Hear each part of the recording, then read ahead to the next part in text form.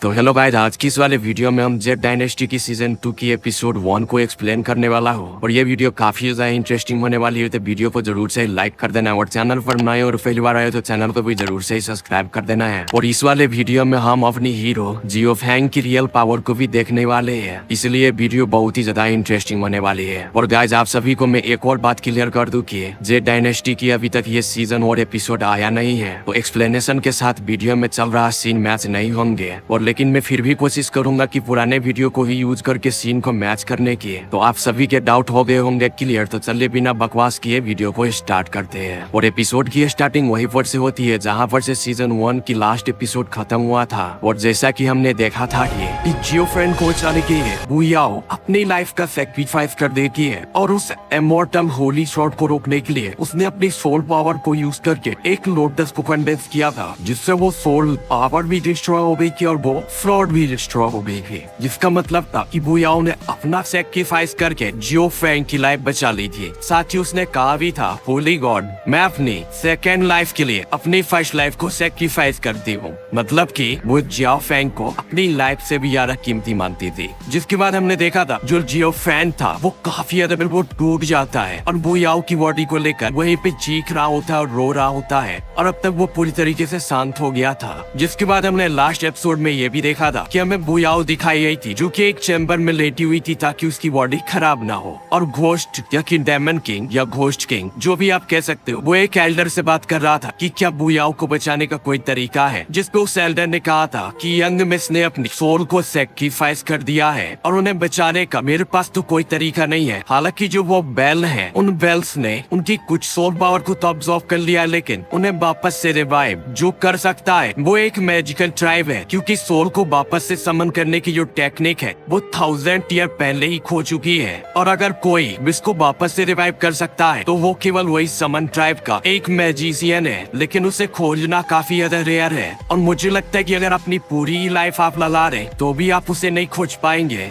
Ghost king जैसे Elder kingdom की बात को सुनता है तो वो काफी ज्यादा उदास होता है, लेकिन फिर भी उसे उम्मीद थी कि बुयाओ को वापस से रिवाइव किया जा सकता है। हालांकि इसके बाद किंगडम और घोस्ट किंग दोनों ही उस रूम में के चैम्बर में जाते जहाँ बुयाओ लेटी हुई थी, तो वो देख सकते थे कि वहाँ पे जाओ फेंग, जिसके चेहरे से आंसू टपक रहे होते हैं, वो उसके बगल से बैठा हुआ होता है। और इस टाइम पे जाओ फेंग के माइंड में बुयाओ के साथ बिताए हुए जितने पास्ट के मूवमेंट्स होते हैं वो सब एक साथ फ्लैश हो रहे होते हैं। और वो सिस्कियां लेते हुए कहता है, तुम इतनी इडियट क्यों हो? मैंने अभी भी तुम्हें एक चीज नहीं बताई थी। तुमने कहा था ना उस एशियन बेल में मुझे क्या दिखा है? मुझे जो दिखा था वो तुम थी। एशियन बेल एक कुआं, मैं बता देता हूँ ये क्या होता है। मतलब आप किसी को पसंद करते हो तो वो आपको उस बेल के अंदर दिखाई देता है, उसकी इमेज। तो एक बार जियाओ फैन ने बुयाओ के साथ उस कुएं में देखा था, तब उसने पूछा था कि तुम्हें इस बेल में क्या दिखाई दिया, तो जियाओ फैन ने कह दिया था कि मुझे कुछ भी दिखाई नहीं दिया है, क्योंकि उस टाइम पे वो इस बात पे बिलीव नहीं करता था। आई थिंक मोस्ट ऑफ लोगों को पता होगा ये चीज, इसीलिए वो अब कह रहा था कि मुझे उस दिन जो बेल में दिखा था वो तुम थी, जिसका मतलब था कि जियाओ फैन बुयाओ से प्यार करता है। जिसके बाद हमें किंग यून हिल दिखाई जाती है जहाँ पे बैम्बू वैली में लो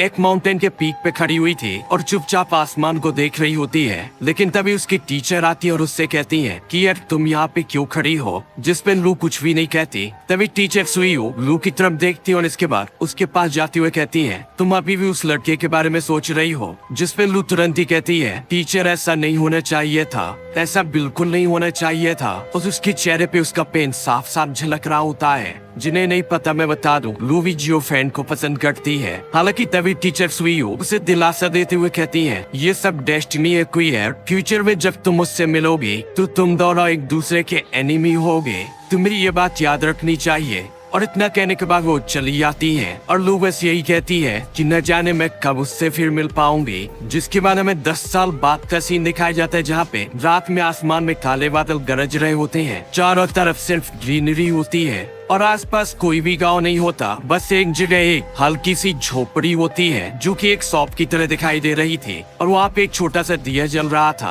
और एक छोटा सा घर जिसका ओनर का नाम फॉरिसन हो था, और वो 40 साल का हाफ एजेड मैन था जो कि जोची टाउन में पैदा हुआ था। और वहाँ तक जाने के लिए कम से कम एक दिन का टाइम लगता था। उसने इस जगह पर एक कच्चा घर बनाया था और आने जाने वाले साउथ से नॉर्थ और नॉर्थ से साउथ की तरफ जाने वाले यात्रियों के लिए वो आराम करने और चाय पीने के लिए एक होटल जैसी जगह को बनाया था, जिससे बाकी लोग भी आराम कर पाते थे और इसकी भी कुछ कमाई हो जाती थी। और अभी शॉपकीपर हो अपने शॉप के काउंटर के पीछे बैठे हुए थे और वो घर के बाहर तूफान की आवाज को सुन सकता था। और वो थोड़ी सा उदास दिखाई देता क्योंकि उसे पता था इस तरीके खराब मौसम में कोई भी कस्टमर उसकी शॉप में नहीं आएगा। और ये जो छोटी सी शॉप थी वो जियोची टाउन और कोंगसोंग माउंटेन के बीच में बनाया गया था और उसकी शॉप के सामने से ये एक रोड गई हुई थी और एशियंट टाइम से ही लोग इसी रोड का यूज करके उस सिटी की तरफ जाते थे। और चाहे कोई भी टाइम क्यों ना हो, ये सड़क हमेशा ही चलती फिरती रहती थी। हालांकि इस स्ट्रॉम में अभी भी इस छोटी सी दुकान में कुछ लोग होते हैं जो कि बैठे हुए थे।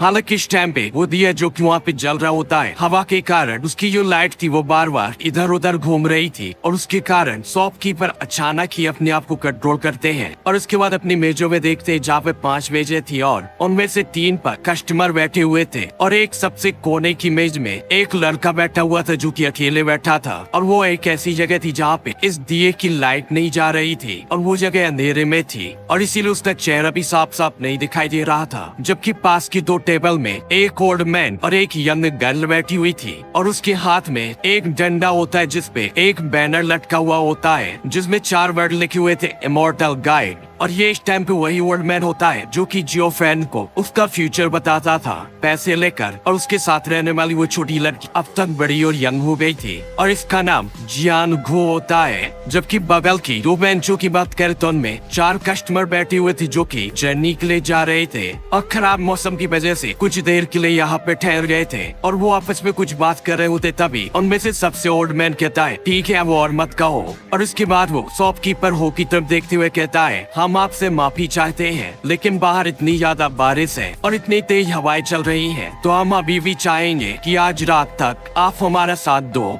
जिस पे शॉपकीपर वो स्माइल करते हुए कहते हैं, कोई बात नहीं, रात भर जागना कोई बड़ी बात नहीं है, लेकिन आज तो सुबह से काले बादल छाए हुए थे सर, फिर भी आप आज जर्नी पर क्यों निकल पड़े? इस टाइम पे ये जो कस्टमर्स होते हैं वो लगभग हर रोज ही यहाँ से उस सिटी और उस सिटी से यहाँ जाते रहते थे और जिस बीच वो इस शॉप में भी रुकते रहते थे, इसीलिए इन्हें रेगुलर कस्टमर माना जा सकता था। हालांकि जैसे ही वो ओल्ड मैन शॉपकीपर हो की बात सुनता है तो वो थोड़ा शॉक होता है और इसके बाद अपने सभी मेंबर्स की तरफ देखते हुए हंसता और कहता है, हमें पता था कि आज का मौसम खराब है लेकिन घर से दूर होने के कारण हम वापस भी नहीं लौट सकते थे। हालांकि तभी ओल्ड मैन अपने सामने की चाय को उठाकर एक जिप मारता और इसके बाद कहता है, शॉपकीपर हो, आजकल दुनिया के तौर तरीके काफी ज्यादा स्ट्रिक्ट हैं। ये सुनकर शॉपकीपर हो तुरंत ही कहते हैं, क्या हुआ? जिसमें ओल्ड मैन हंसते हुए कहता है, 10 साल पहले गायब हो गया इविल फैक्शन अचानक से फिर से अपेयर हो गया है। साथ ही मैंने सुना था कि किंगयुंग हिल में गुड फैक्शन के साथ उनकी काफी बड़ी फाइट हुई थी। उसके बाद गुड फैक्शन ने इवन फैक्शन को पीछे धकेल दिया था लेकिन वो उन्हें पूरी तरीके से डिस्ट्रॉय नहीं कर पाए।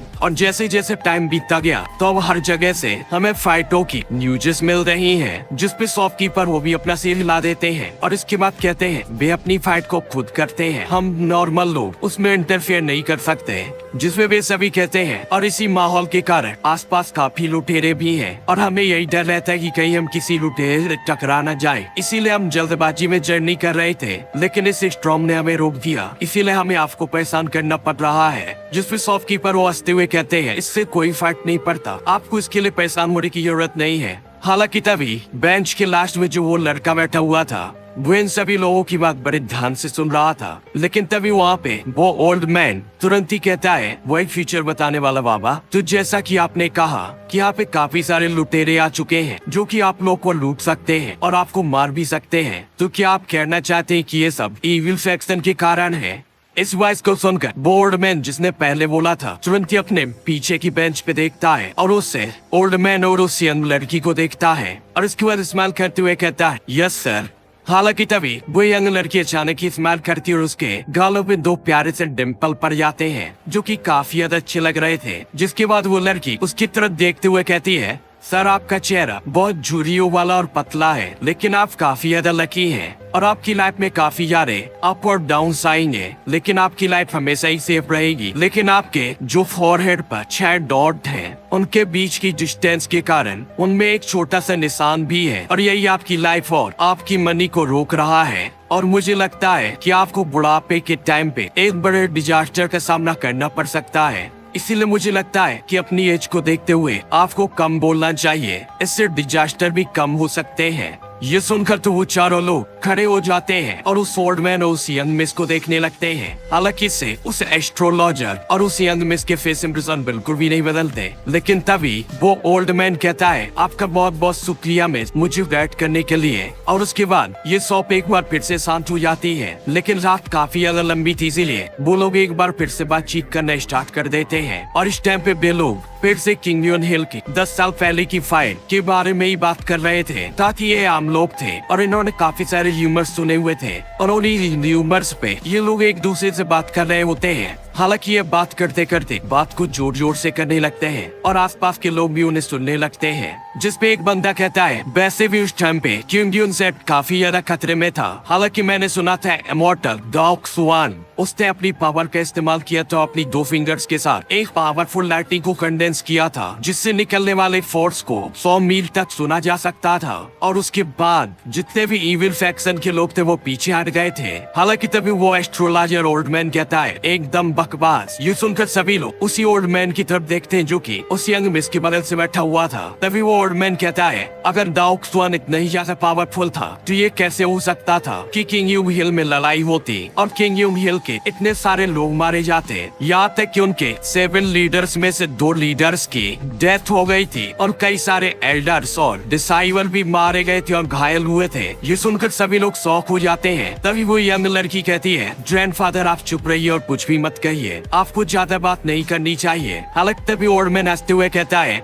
जो हुआन आप मुझे डराओ मत। हालांकि मैंने आपको मेरे डेस्टिनेशन को पढ़ने की इजाजत दी है, लेकिन मैं अपनी पूरी लाइफ में घूमता रहा हूँ और घूमता ही रहूंगा, और जब मेरी डेस्टिनेशन और डेस्टिनी मेरे पीछे आएगी तब तक मैं अपने फैमिली के पास पहुंच चुका होऊंगा। ये सुनकर तो वो लड़की 2-3 बार खांसती है और इसके बाद गुस्से से अपने ग्रैंडफादर की तरफ देखती है कि उसके ग्रैंडफादर को किसी भी बात की कोई भी चिंता नहीं थी। और अभी हमें पता चलता है कि इस लड़की का नाम जो हुआन था, जो कि हमेशा ही अपने ग्रैंडफादर के साथ रहती थी। और किंग यूनिल की गुड और इविल फैक्शन की फाइट के बाद 10 साल बाद वो काफी ज्यादा यंग हो चुकी थी और काफी गुड और ब्यूटीफुल लग रही थी। और वो हमेशा ही अपने ग्रैंडफादर जो इक्सियान का ही पीछा कर रही थी, लेकिन हम इसे एस्ट्रोलॉजर ही कहेंगे क्योंकि इसका नाम काफी ज्यादा बेकार सा है, जो इक्सियान। हालांकि तभी वो एस्ट्रोलॉजर जो कि काफी ज्यादा एक्साइटेड था, वो तुरंत ही एक स्टूल को खींचते हैं और उन सभी मर्चेंट्स के बीच में बैठ जाते हैं। जिसके बाद वो किंग यून फाइट के बारे में बात करने लगते हैं, जबकि जो युआन वो थोड़ी सी उदास थी क्योंकि वो अपने ग्रैंडफादर को रोक ही नहीं सकती थी।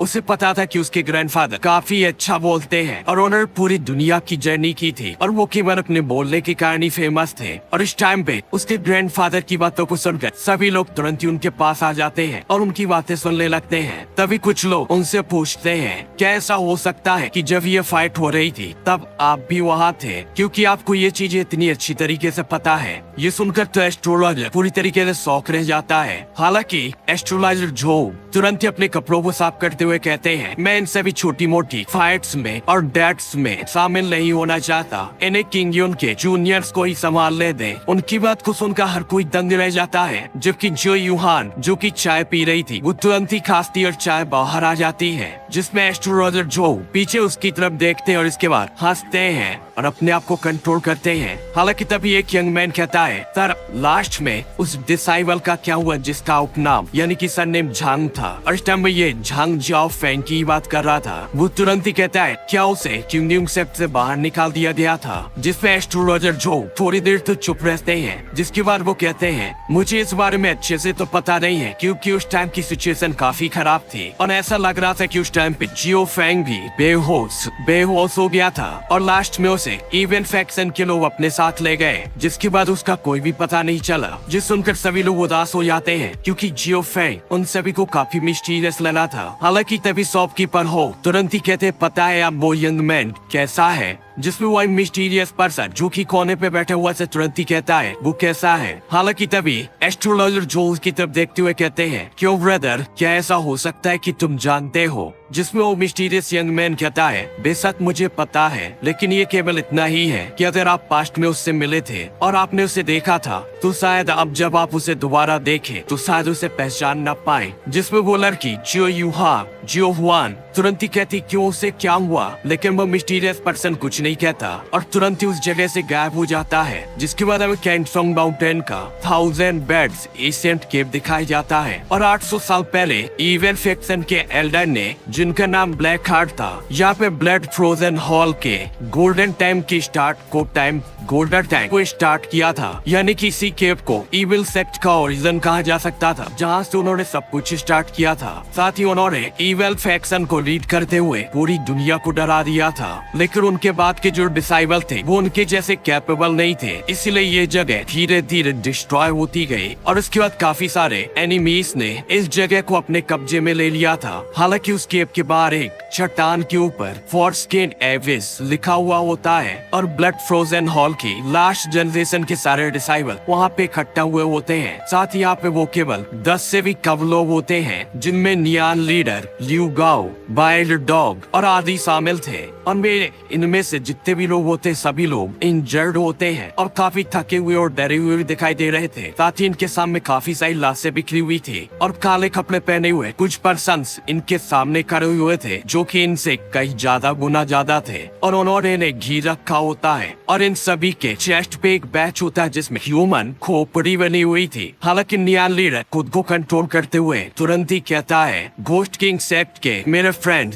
हम ब्लड फॉर्जर हॉल, हम होली सेक्ट के अंदर एक छोटी सी ब्रांच है और हमने कभी भी घोस्ट किंग सेक्ट की डिसरिस्पेक्ट करने की हिम्मत नहीं की, इसीलिए हमें नहीं पता आप हमारे साथ ऐसा क्यों कर रहे हैं। हालांकि तभी एक ब्लैक मैन, जिसकी चेस्ट पे भी एक बैच होता है, लेकिन उसकी चेस्ट पे जो ह्यूमन खोपड़ी का स्केलेटन था वो गोल्डन कलर का बना हुआ था और पीछे के सभी सोल्जर्स से वो अलग लग रहा था और वो इस ग्रुप में लीडर की तरह लग रहा होता है। वो तुरंत ही कहता है, नियान लीडर, आज होली सेक्ट की सिचुएशन आपको पहले ही पता होगी। घोस्ट सेक्ट के चीफ ने भी आपको कई बार लेटर भेजे हैं, लेकिन फिर भी आपने कभी भी उन्हें एक्सेप्ट नहीं किया, ना ही उनका रिप्लाई किया। मुझे लगता है कि आप घोस्ट सेक्ट के हेड का सम्मान नहीं करते। नियान लीडर जैसे ये सुनता है तो उसका चेहरा पीला पड़ जाता है, क्योंकि प्रेजेंट टाइम पे वो जानता था कि होली सेक्ट के भीतर जो 4 बड़े पावर हाउसेस ब्रांचेस थे उनमें आपसी झगड़े चल रहे थे, जो कि बढ़ते ही जा रहे थे। साथ ही नियान लीडर को जो पता चला था उसके हिसाब से किसी मिस्टीरियस पर्सन ने कुछ स्मॉल ब्रांचेस को पूरी तरीके से डिस्ट्रॉय कर दिया था और इस बात तो घोस्ट किंग सेक्ट ने उसके ब्लड फॉर्जर हॉल के ऊपर अटैक कर दिया था, जिसे बनाने में और चलाने में उसे कई सालों की मेहनत लगी थी। हालांकि तभी वो ब्लैक पर्सन एक बार फिर से हंसते हुए कहता है, नियान लीडर, मैं एक बार फिर से कहता हूँ, घोस्ट किंग सेक्ट का जो चीफ है वो काफी ज्यादा टैलेंटेड और निडर है और साथ ही हमारे सेक्ट के चीफ आप लोग के बारे में काफी सोचते हैं, इसीलिए उन्होंने आपके ब्लड फॉर्जर हॉल को अपने साथ मिलाने के लिए डिसीजन लिया है। उनके साथ रहकर आप हमेशा ही सेफ रहेंगे, तो बेहतर होगा कि आपको इस चीज को समझना चाहिए। और इस टाइम पे उसकी बोली और बात एक धमकी की तरह लग रही होती है और इसे सुनकर तो नियान लीडर के चेहरे पे पसीना आ जाता है, क्योंकि उसे पता था कि उसका ब्लड फॉर्जर हॉल काफी छोटा है और वो कभी भी घोस्ट सेक्ट से नहीं जीत पाएगा। लेकिन अगर वो ऐसा नहीं करता तो उसके एंसेस्टर्स द्वारा छोड़ा गया जो ये इनहेरिटेंस और ये विरासत थी वो उसके सामने ही बर्बाद हो जाती और इस टाइम पे उसके पास डिसीजन लेना बिल्कुल भी आसान नहीं था। हालांकि तभी वो ब्लैक पर्सन जब नियान लीडर को झिझकते हुए देखता है तो अचानक ही कोड वॉइस में कहता है, नियान लीडर, मैं आपको सलाह देता हूँ कि जिसका आप अभी सामना कर रहे हैं वो मैं हूँ और आप काफी ज्यादा लकी माने जा सकते हैं, लेकिन तुम्हें पता नहीं है कोंगसंग माउंटेन पर अटैक को कौन लीड कर रहा है। ये सुनकर नियान लीडर की पूरी बॉडी ही कांपने लगती है, जो देखकर वो ब्लैक पर्सन तुरंत ही कहता है, मैं देख सकता हूँ कि आपने पहले ही अंदाजा लगा लिया है। ये सही है, वो हमारे घोस्ट सेक्ट के डिप्टी चीफ घोस्ट ली है और अगर वो यहाँ पे आते हैं तो रिजल्ट काफी ज्यादा खतरनाक हो सकता है। और साथ ही इस नाम को लेते ही वो तुरंत ही डर भी जाता है, जिससे कोई भी अंदाजा लगा सकता था कि ये नाम उनके लिए भी कितना ज्यादा डरावना था। हालांकि जस्ट उसी टाइम पे अचानक ही ब्लड की स्मेल चारों तरफ फैलने लगती है और इसके बाद वहाँ के जितने भी घोस्ट सेक्ट के मेंबर होते हैं वो तुरंत ही अपनी बॉडी को खींचकर खड़े हो जाते हैं सीधे। यहाँ तक कि वो पर्सन जो कि इन्हें लीड कर रहा था वो भी तुरंत ही अपने आप को स्ट्रिक्टली खड़ा कर लेता है और चुपचाप अपने सिर को नीचे झुका लेता है। तभी नियान लीडर भी सोचता है कि आखिरकार वो कौन सा पर्सन है जिन्होंने वास्तव में इन्हें इतना डरा दिया। हालांकि तभी अंधेरे से अचानक ही कुछ फुटप्रिंट्स और चलने की आवाजें आती हैं और इस टाइम पे वो सभी लोग देख सकते थे कि अंधेरे में हल्की स्कारलेट रेड लाइट चल रही होती है जो कि बिना किसी हिचकिचाहट के आगे बढ़ रही थी। और इसके बाद हमें बताया जाता है कि 10 साल पहले घोस्ट किंग सेक्ट में जो ये नंबर 1 पर्सन घोस्ट ली है वो ये नहीं था, लेकिन सेक्ट के अंदर काफी सारे र्यूमर्स थे कि 10 साल पहले गुड फैक्शन और इविल फैक्शन की फाइट के अंदर घोस्ट किंग सेक्ट ने गुड सेक्ट से एक बंदे को बचाया था और घोस्ट किंग ने उसे अपने बेटे की तरह माना था। यहाँ तक कि पूरा सेक्ट भी उसे संभालने के लिए दे दिया था। और उसके बाद घोस्टली उसकी स्किल्स काफी ज्यादा बूस्ट हुई और उसने काफी ट्रेनिंग की थी। साथ ही उसका कैरेक्टर भी पूरी तरीके से बदल गया था और इस टाइम पे वो मारने से पहले बिल्कुल भी नहीं सोचता था। और उसकी फाइट और उसकी क्रुएल्टी देखकर इविल सेक्ट के लोग भी उससे डरते थे। हाल ही के टाइम पे इविल फैक्शन के अंदर जो भी फाइट्स चल रही थी वो और भी ज्यादा सीरियस हो गई थी। यहाँ तक कि घोस्टली जो कि किंगडम सेक्ट का एक ईमानदार और मासूम डिसाइबल था, अचानक घोस्ट किंग सेक्ट में आकर रैंक 1 का वॉरियर बन गया था।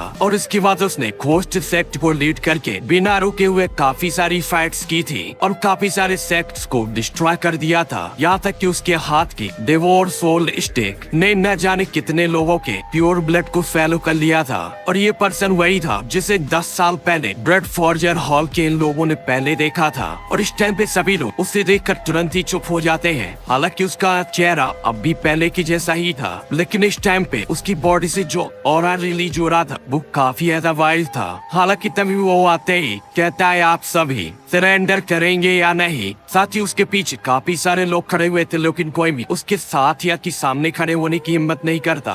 साथ ही इस टाइम पे घोस्ट सेक्ट के सभी मेंबर्स के सिर झुके हुए थे। जिन्हें नहीं पता मैं बता दूं, ये अपना जियो फैन ही है। हालांकि ब्लड फॉर्जर हॉल के सभी मेंबर तुरंत ही एक दूसरे को देखते हो, यानी कि नियान लीडर वो तो पसीने से भीग चुका होता है। हालांकि तभी एक चीख की आवाज सुनाई देती है और एक डिसाइबल जो कि ब्लड फॉर्जर हॉल का ही था वो अचानक से चिल्लाते हुए कहता है मैं तुम्हें मार डालूंगा। और इस टाइम पे शायद इसने अपना दिमाग ही खो दिया था और चिल्लाते हुए तुरंत ही घोस्टली की तरफ बढ़ता है। हालांकि तभी घोस्टली के हाथ से तुरंत ही एक ब्लड स्कारलेट रेड लाइट निकलती है जो कि तुरंत ही उस पर्सन को घेर लेती है, जो कि कुछ ही टाइम के अंदर उसकी जान को उसकी जान ले लेती है और वो बेजान होकर जमीन पे गिर जाता है। जिसके बाद घोस्टली के हाथ की जो सोल स्टिक होती है वो साइन करने लगती है और वो तुरंत ही कहता है आप सभी सरेंडर करेंगे या नहीं। और उसके बाद वो धीरे धीरे आगे बढ़ने लगता है। ये सुनकर तो ब्लड फॉर्जर हॉल के जितने भी डिसाइबल होते हैं उनके चेहरे पीले पड़ जाते हैं। जिसके बाद सारे ही मेंबर्स के बीच में एक चीख सुनाई देती है नहीं नहीं मैं सरेंडर करता हूँ। और इसके बाद एक यंग में ब्लड फॉर्जर हॉल को छोड़कर घोस्ट किंग सेक्ट की तरफ भागता है,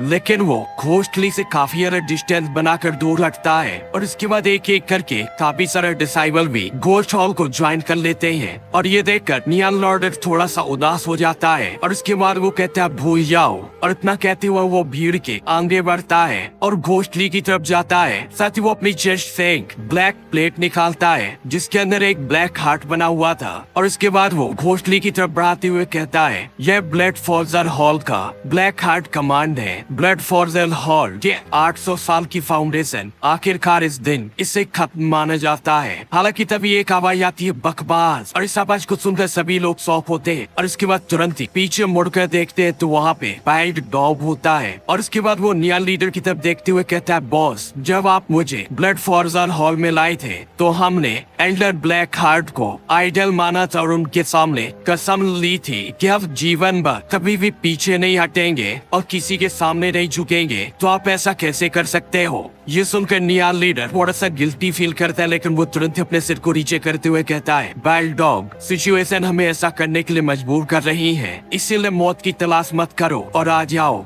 हालांकि तभी वाइल्ड डॉग कहता है नहीं कर सकता बॉस, मैं ये नहीं कर सकता। आप मुझे कुछ भी कहने के लिए और करने के लिए ऑर्डर दे सकते हैं, लेकिन ब्लड फॉर्जर हॉल को धोखा देने के लिए ये मैं नहीं कर सकता। जिसके बाद वो बताता है मैं बचपन से ही एक अजीब तरीके से दिखता था, एक मॉन्स्टर की तरह। सभी मेरे ने मेरी डिसरिस्पेक्ट की, यहाँ तक कि मेरे माता पिता ने भी मुझे फेंक दिया था। मुझे वाइल्ड डॉगों द्वारा पाला गया, इतनी सारी प्रॉब्लम्स और अपमान का सामना करना पड़ा। जिसके बाद मैं ब्लड ब्लड फॉर्जर हॉल में इंटर हुआ तब दूसरों ने मुझे धमकाया, लेकिन अब दूसरों को धमकाने की मेरी बारी है और मैं इस पे प्राउड करना चाहता था। साथ ही मैंने एंसेस्टर के सामने शपथ भी ली थी कि मैं इस जीवन में ब्लड फॉर्जर हॉल का ही मेंबर रहूंगा, इसीलिए मुझे मरने से बिल्कुल भी डर नहीं लगता। ये सुनकर नियान लीडर तुरंत ही घोषली की तरफ देखता है, जिसके फेस इंप्रेशन सीरियस होते जा रहे थे। तो ये देखकर वो काफी घबराता है, क्योंकि उसे उम्मीद नहीं थी कि ये वाइल्ड डॉग वास्तव में मौत से नहीं डरेगा और ऐसा कुछ कहेगा। हालांकि नियान लीडर तुरंत ही अपने हाथ के ब्लैक हार्ट कमांड को वाइल्ड डॉग की तरफ फेंकते हुए कहता है, तुम काफी ग्रेट हो, तो अब से तुम ब्लैक फॉर्जर हॉल को ब्लड फॉर्जर हॉल को संभालोगे। और इसके बाद वो घोस्ट सेक्ट में शामिल हो जाता है, जिसके बाद सभी की नजरें सीधा ही वाइल्ड डॉग के ऊपर चली जाती हैं। हालांकि वाइल्ड डॉग जब ये खतरनाक नजरों को फील करता है तो उसकी बॉडी में काफी प्रेशर फील कर रही थी और कांप रही थी, और वो एक पत्थर की चट्टान को पकड़े हुए खड़ा हुआ था। हालांकि वो कांपती हुई आवाज में कहता है, बस मुझे मार डालो। जिसके बाद वो ब्लैक हार्ट प्लेट को जोर से पकड़ता है और अपनी आंखों को बंद करके मौत का इंतजार करने लगता है। हालांकि तभी अचानक घोस्टली उसकी आंखें जो पूरी तरीके से रेड थी वो धीरे धीरे नॉर्मल होने लगती हैं, और इसके बाद वो अपने हाथ को हिलाता है, जिससे वहाँ पे जितने भी घोस्ट हॉल के मेंबर थे या कि घोस्ट ग्रेड के, वो सभी वहाँ से बाहर निकल जाते हैं। और इस टाइम पे वाइल्ड डॉग जो कि ब्लैक हार्ट कमांड को पकड़े हुए था, वो जब धीरे धीरे अपनी आंखें खोलता है तो वो देख सकता था कि उसके सामने केवल एक जानी पहचानी फिगर है और उस हॉल के अंदर केवल 2 ही लोग हैं। साथ ही उसने ये भी फील किया था कि आसपास फैली हुई ब्लड की स्मेल भी गायब हो गई थी। साथ ही वो पर्सन एविस के किनारे ही खड़ा हुआ था और नीचे देख रहा था। साथ ही वो 5 के कुछ मूवमेंट्स को याद कर रहा था। हालांकि तभी वाइल्ड डॉग के मन में आता है कि क्यों ना वो इसे धक्का दे दे और इस एविस में गिरा दे। हालांकि वो ऐसा सोचता ही है, लेकिन उसकी बॉडी में कोई भी मूवमेंट नहीं होती और वो कुछ भी नहीं करता ऐसा। हालांकि तभी घोषली धीरे धीरे उसकी तरफ आता है, उसके बाद कहता है, अभी अभी तुम मुझे यहाँ नीचे धकेलने की सोच रहे थे। ये सुनकर तो वाइल्ड डॉग का पूरा चेहरा पीला पड़ जाता है। हालांकि वो खुद की हिम्मत जुटाकर कहता है, तुम चाहो तो मुझे मार दो, मैं नहीं डरता। हालांकि तभी घोस्टली कहता है, मैं तुम्हें नहीं मारूंगा, क्योंकि अगर तुम मर जाते हो तो ब्लड फॉर्जर हॉल पूरी तरीके से गायब हो जाएगा। और इसके बाद ग्रेवयार्ड के अंदर एल्डर ब्लैक हार्ट भी जिंदगी भर पछताते ही रहेंगे। जिसके बाद वो आगे बढ़ते हुए कहता है, फ्यूचर में तुम बस मेरे पीछे आओगे। ये सुनकर वाइल्ड डॉग शॉक होता है और इसके बाद कहता है, आप इतने सारे लोगों को लेकर ब्लड फॉर्जर हॉल को मिटाने के लिए आए थे और आप अभी भी चाहते हैं कि मैं आपके पीछे आऊं। हालांकि घोस्टली उसकी बात को इग्नोर करते हुए कहता है, तुम्हारे अंदर अभी भी स्किल बहुत कम है और अगर ये मेरे लिए नहीं होता तो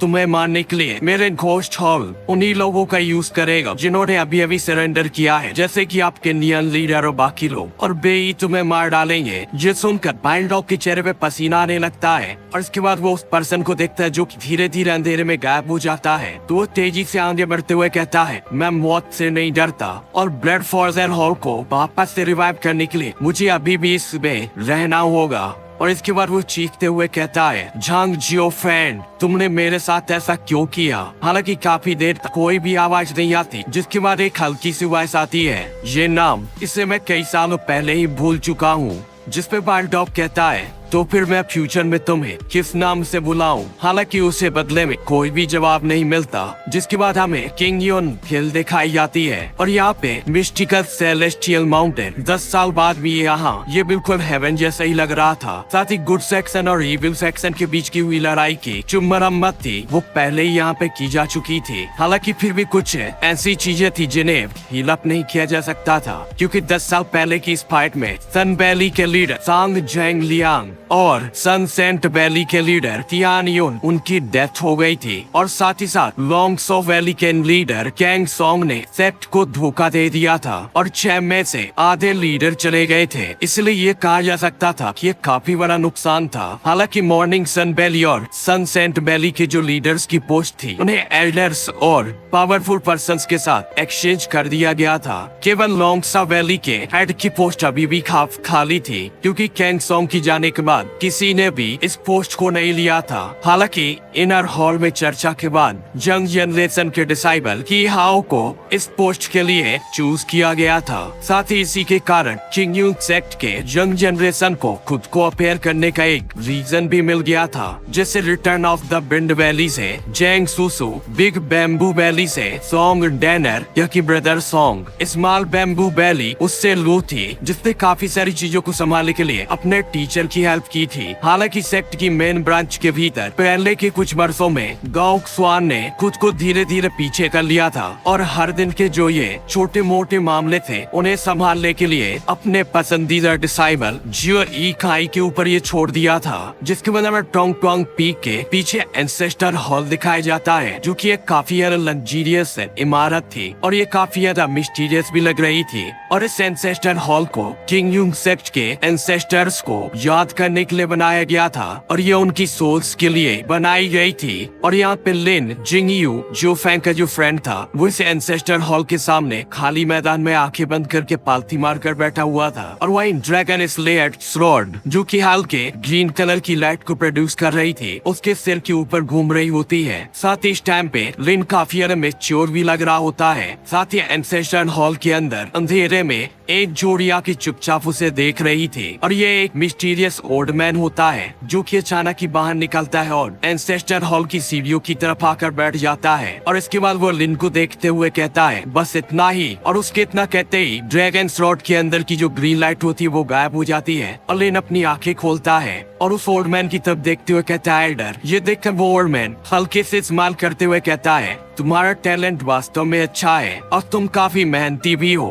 तुमने मेरी सोच से ज्यादा सुधार किया है। ये सुनकर लिंग जिंगयू ग्रेटफुल तरीके से उन्हें देखता है, जिसके बाद वो उसे ग्रीट करते हुए कहता है एल्डर ये सब आपकी काइंडनेस और एहसान है और जब तक मैं जीवित रहूंगा डिसाइबल ये याद रखेगा। तभी वो ओल्ड मैन कहता है पता नहीं कब ये 10 साल बीत गए और मेरे और आपके पास इन 10 सालों करने के लिए कुछ भी नहीं था। मुझे लगता है कि अब आपको वापस जाकर देखना चाहिए, ये आपके वापस जाने का टाइम है। ये सुनकर लिन अचानक ही शौक होते हुए एल्डर की तरफ देखता है। हालांकि तभी एल्डर कहते हैं लोंगसा वैली के ब्रांच के भीतर जो भी चीजें हो रही हैं क्या आप पहले से ही नहीं जानते, जिस पे लिंग जिंगयू अपना सिर हिलाते हुए कहता है हाँ, कुछ दिन पहले की हाउ के एल्डर ब्रदर मुझे मिले थे और उन्होंने मुझे बताया। तभी ओल्ड मैन कहता है आज मैंने सुना है कि किंग यूंग सेक्ट के तभी टैलेंटेड डिसाइबल जो कि इस न्यू जनरेशन के हैं टॉन्ग टियान पीक में इकट्ठा हुए हैं, शायद कुछ है, इसलिए मुझे लगता है कि तुम्हें भी जाना चाहिए। ये सुनकर लिंग जिंगयू थोड़ा सा उदास होता है क्योंकि वो जाना नहीं चाहता था। ये देखकर ओल्ड मैन स्माइल करता है और साथ ही वो भी हल्का सा उदास दिखाई दे रहा था, लेकिन वो तुरंत ही गायब हो जाता है और अपने हाथ को हिलाते हुए कहता है तुम पहले ही अब बड़े हो गए हो, इसीलिए अब तुम्हें जाना चाहिए। ये सुनकर लिंग यू तुरंत ही उन्हें ग्रीट करता है और कहता है एल्डर इन 10 सालों के लिए आपका बहुत बहुत धन्यवाद, ये डिसाइबल इसे याद रखेगा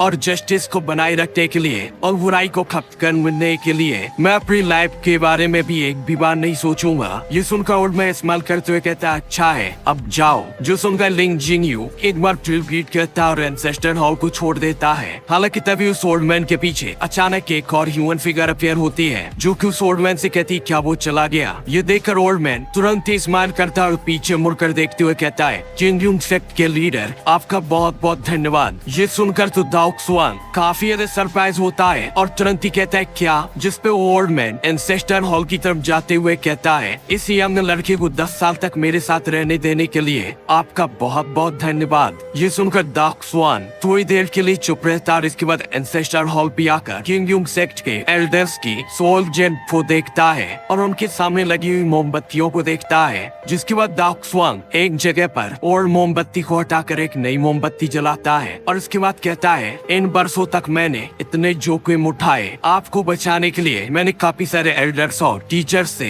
ये सच्चाई छिपाई, लेकिन आपने कभी भी धन्यवाद नहीं कहा। आज इस लड़के के लिए आप मुझे धन्यवाद कह रहे हैं। हालांकि इस पे बोर्डमैन कुछ भी नहीं कहता और हॉल के भीतर एक जगह पे जाकर उसी मोमबत्ती के टुकड़े को पकड़ लेता है और उसके मोम से कोई भी देख सकता था एक एक बूंद करके वो उसके हाथ में गिर रही थी, साथ ही उसका हाथ भी कांपता हुआ दिखाई दे दे सकता था। और इसी के साथ ये एपिसोड यहीं पर खत्म हो जाता है। और अगर इस वाले वीडियो पर अच्छा रिस्पॉन्स मिला तो मैं अगले वाले एपिसोड को भी एक्सप्लेन करूंगा। और रही BTTH की एपिसोड को आने का, तो मैं BTTH की एपिसोड कल अपलोड कर दूंगा। और गाइस रही वीडियो लेट होने का कारण, तो अभी मेरा प्रैक्टिकल एग्जाम चल रहा है, इसलिए मैं वीडियो को जल्दी जल्दी अपलोड नहीं कर पा रहा हूँ। और प्रैक्टिकल एग्जाम में असाइनमेंट, प्रैक्टिकल प्रोजेक्ट, लौड़ा लेसन ये सब कुछ मांगता रहता है, इसलिए मैं अभी जल्दी जल्दी वीडियो बना नहीं पा रहा हूँ। और जैसे ही मेरा एग्जाम खत्म हो जाता है तो रेगुलर वीडियो अपलोड करना स्टार्ट कर दूंगा। और अगर आप इस वाले चैनल पर नए हो तो चैनल को भी जरूर से सब्सक्राइब कर देना है और बगल के बेल आइकन पर भी क्लिक कर देना है, ताकि मैं कोई सा भी वीडियो अपलोड करूँ तो सबसे पहले आप लोगों के पास पहुंचे। तो मैं मिलता हूँ अगली वाली वीडियो में अगले एक्सप्लेनेशन के साथ में, तब तक के लिए बाय बाय।